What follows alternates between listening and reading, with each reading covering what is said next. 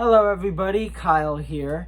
I'm going to talk about the new Marvel Studios special presentation, Werewolf by Night, that just dropped on Disney Plus today.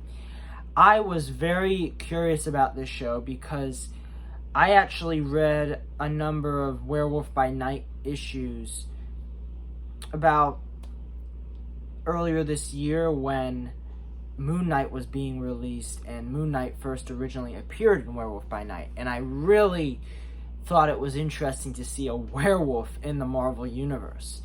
And then I thought it was interesting that they make this show and they did not tell anybody about it unless you follow The Hollywood Reporter and other trades. It wasn't shown in any trailers, or you didn't see Kevin Feige get up on stage and talk about it. It was a very hush-hush project that they just released, and they only announced it officially like a month ago. So I thought it was really cool, and it was a different type of way of marketing for Marvel.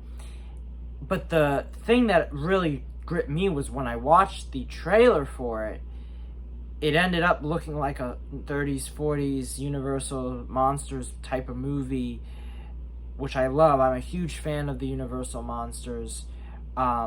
You can't see it here, I think, but over to the side, I have like a whole bunch of the Universal Monsters movies.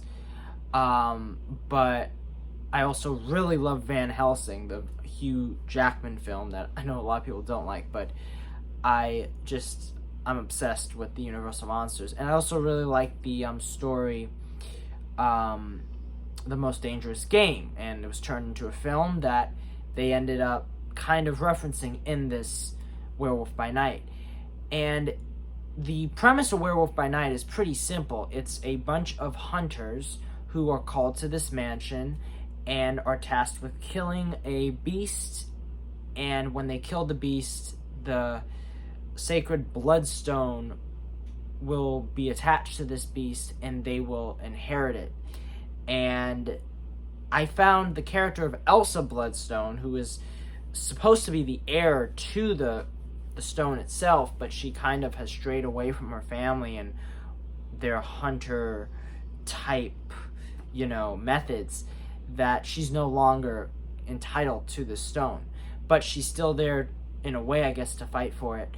And I think her story was fascinating. I really like Laura Donnelly, who played Elsa Bloodstone. I thought she did a great job.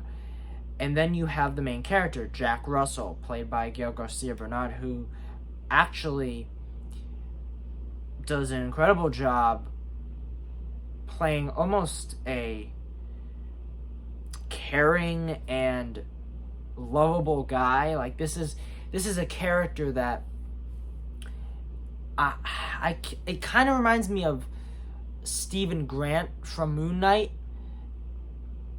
but a little bit more, serious. Like, Stephen Grant had a gentleness to him that I think that Jack Russell needs to have because of his now alter ego, Werewolf by Night, if you guys don't know. And it is really interesting to see the way this character works in this universe.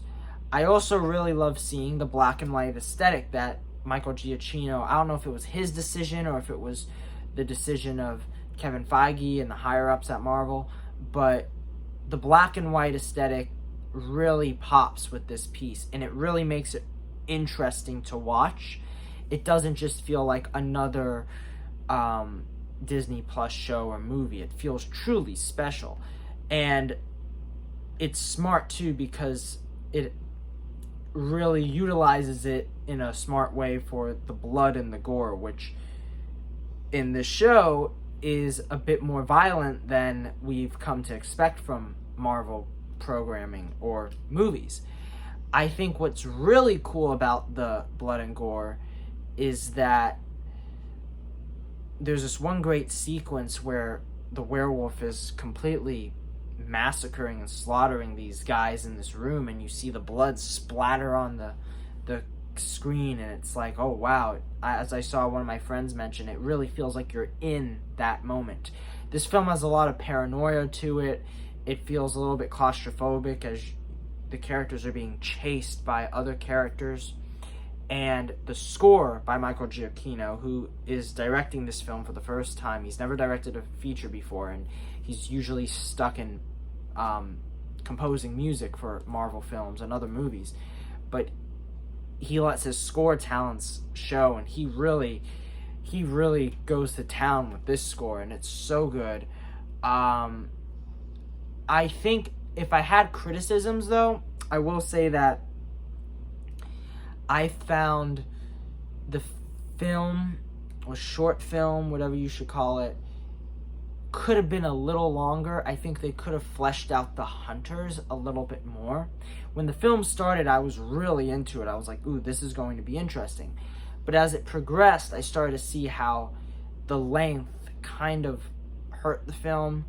Not in a big way. Like, this film is still a ton of fun and it's really cool, but I think that if it was a bit longer, we could have sat with the characters a little bit more, and some of the other hunters I think could have felt like more known characters. I really think this really could have just been a film, and I think if it was like a regular either theatrical film or Disney Plus movie, it would have been like a Ready or Not, or even a Knives Out-esque ensemble piece where you have other characters going off of one another.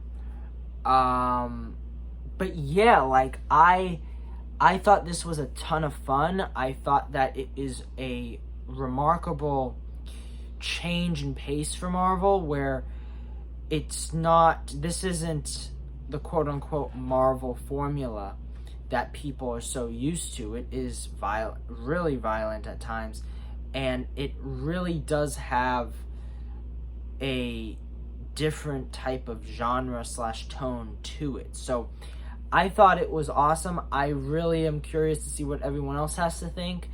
Let me know. Have you watched I almost said Moon Knight. Have you watched Werewolf by Night?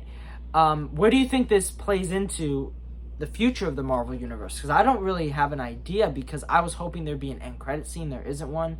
But we're kind of questioning where will this play in the future. So let me know. What do you think? What do you think is going to happen? Would you like to see these characters again? Anyway, thank you so much for watching this video, and have a great day. Bye, guys.